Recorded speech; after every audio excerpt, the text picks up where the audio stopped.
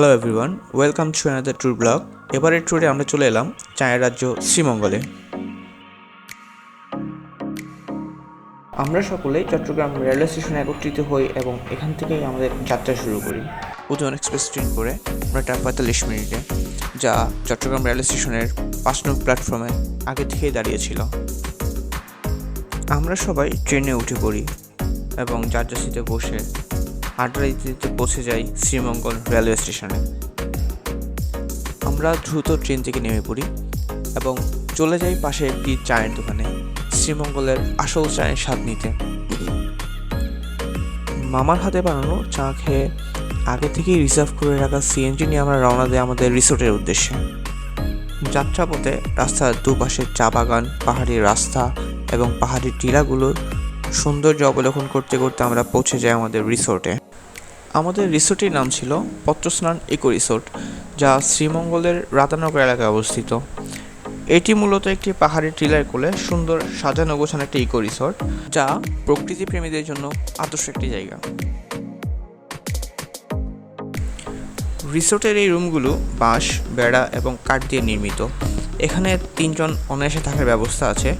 এছাড়া বাইরে একটি ছোট ব্যালকনি আছে। এখান থেকে রিসোর্টের চারপাশে সুন্দর একটি ভিউ পাওয়া যায়। এছাড়াও এখানে বসে পাহাড়ি টিলার সৌন্দর্য খুব সহজে অবলোকন করা যায়। আমরা দ্রুত ফ্রেশ হয়ে নিই এবং রিজার্ভ করা জিপ নিয়ে বেরিয়ে পড়ি সাইট সিইংয়ের উদ্দেশ্যে। ছাদখোলা জিপ থেকে আশপাশের প্রাকৃতিক সৌন্দর্য এবং চা বাগানগুলো দেখতে দেখতে আমরা চলে আসি ব্রেকফাস্ট করার জন্য পাঞ্চি রেস্তোরাঁয়। আমরা জিপ থেকে নেমে খুব দ্রুতই ব্রেকফাস্ট করে নিই এবং রওনা দেই বাইক্কা বিলের উদ্দেশ্যে। প্রতিমধ্যে আমরা পেয়ে যাই সেই কাঙ্ক্ষিত বৃষ্টি, যা পুরো রোড জুড়ে আমাদের সঙ্গ দিয়ে যায়। এই অজস্র বর্ষণের ফলে শ্রীমঙ্গলের বিল, পুকুর, ডোবা, খাল সব একাকার হয়ে যায় এবং রাস্তা তলিয়ে যায় পানির নিচে। এইসব প্রতিবন্ধকতা সমূহ দূর করে আমরা অবশেষে পৌঁছে যাই বাইক্কা বিল। আমরা বাইক্কা বিলে কিছুক্ষণ অবস্থানের পর বাইক্কা বিল থেকে রওনা হই লালজিরার উদ্দেশ্যে। যাত্রাপথে মণিপুরি পাড়া দাঁড়িয়ে আদি নীলকণ্ঠ টি কেবিনে আমরা যাত্রা বিরতি করি এবং সেখানে চা খেয়ে আবার রওনা দেই লালজিরার উদ্দেশ্যে।